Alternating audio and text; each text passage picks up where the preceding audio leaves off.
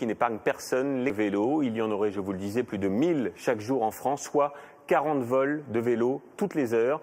Un marché colossal qui voit débarquer de nouveaux délinquants spécialisés. Alors, y a-t-il une parade? Comment travaille la police sur le sujet?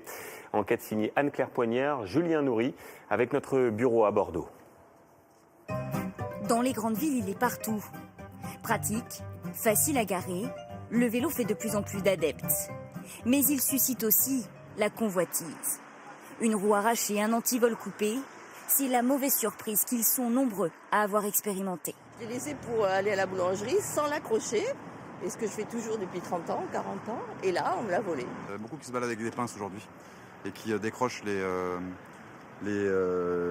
cadenas et puis ils repartent avec les vélos en 5 minutes. Des voleurs rapides qui agissent seuls ou en groupe. Ils ciblent tout type de vélo avec une préférence pour les beaux modèles. Un trafic qui peut rapporter gros. Un 2 roues vendu 1199 € en boutique peut se monnayer jusqu'à 600 € sur le marché noir. En France, 1000 vélos comme celui-ci sont volés chaque jour et sur ces 1000 vélos, seul 1 sur 3 en moyenne est retrouvé. L'antivol, seule parade pour les cyclistes. Mais ces vélos cadenassés sont-ils pour autant protégés? Nous avons posé la question à cette association spécialisée dans les tests d'antivol.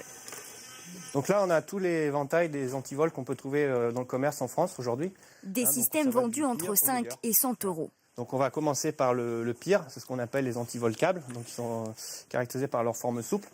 Un câble que 8 cyclistes sur 10 utilisent. Et que ces antivols, pour les couper, c'est entre 2 et 10 secondes. Hein. Donc on peut dire que c'est une arnaque. Voilà. Si on veut vraiment quelque chose d'efficace, il n'y a pas de secret. Hein. De toute façon, il faut du matériau, hein, il faut de l'acier. Mais ce spécialiste est formel, la solution miracle n'existe pas. Alors pour avoir une chance de retrouver un vélo volé, reste le dépôt de plainte, mais peu de propriétaires vont jusque-là. Dans le sous-sol de ce commissariat de Bordeaux, plus de 100 bicyclettes orphelines, des vélos volés retrouvés par la police. Depuis septembre, chaque modèle est photographié et répertorié sur ce site internet mis à disposition des victimes. Une expérience inédite qui a permis à 40 propriétaires de retrouver leurs 2 roues.